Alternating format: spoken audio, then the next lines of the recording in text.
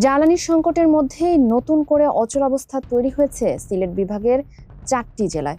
হবিগঞ্জ, সুনামগঞ্জ, মৌলভীবাজার এবং সিলেটে অনির্দিষ্টকালের জন্য পেট্রোল পাম্প বন্ধ ঘোষণা করেছেন মালিকরা।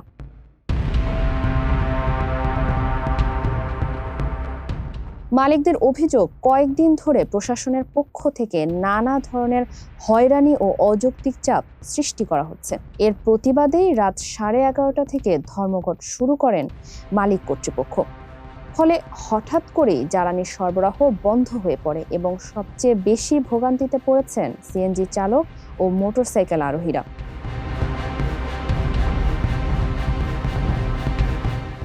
এই কর্মসূচির ডাক দিয়েছে সিএনজি, এলপিজি ও পেট্রোলিয়াম সংশ্লিষ্ট সংগঠনগুলো। Bangladesh petroleum dealers, distributor agent and petroleum owners অ্যাসোসিয়েশনের সিলেট বিভাগীয় নেতারা জানিয়েছেন, পাম্পে ট্যাগ অফিসার বসানো, বিভিন্ন সংস্থার মাধ্যমে ঘন ঘন হিসাব নেওয়া, পুলিশ মোতায়েন এবং একাধিক পাম্পে জরিমানা আরোপ, এসব কারণে তারা তেল বিক্রি বন্ধ রাখতে বাধ্য হয়েছেন।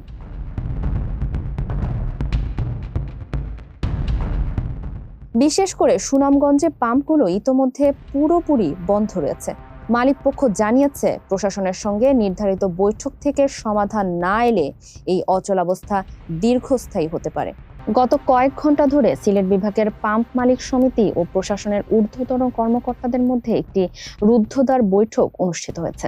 বৈঠকে সিদ্ধান্ত নেওয়া হয়েছে, গত 14 ঘন্টা ধরে চলা ধর্মঘট প্রত্যাহার করা হবে।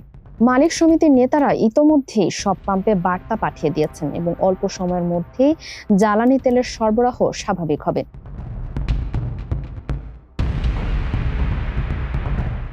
বৈঠক শেষে সিলেটের জেলা প্রশাসক জানিয়েছেন, জ্বালানি সংকটের এই সময়ে সাধারণ মানুষের দুর্ভোগ কমাতে প্রশাসন ও মালিক পক্ষ একমত হয়েছে।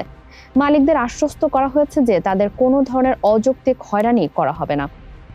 অন্যদিকে মালিক পক্ষ প্রতিশ্রুতি দিয়েছে, জনস্বার্থ বিবেচনায় তারা পাম্পগুলো দ্রুত খুলে দেবে।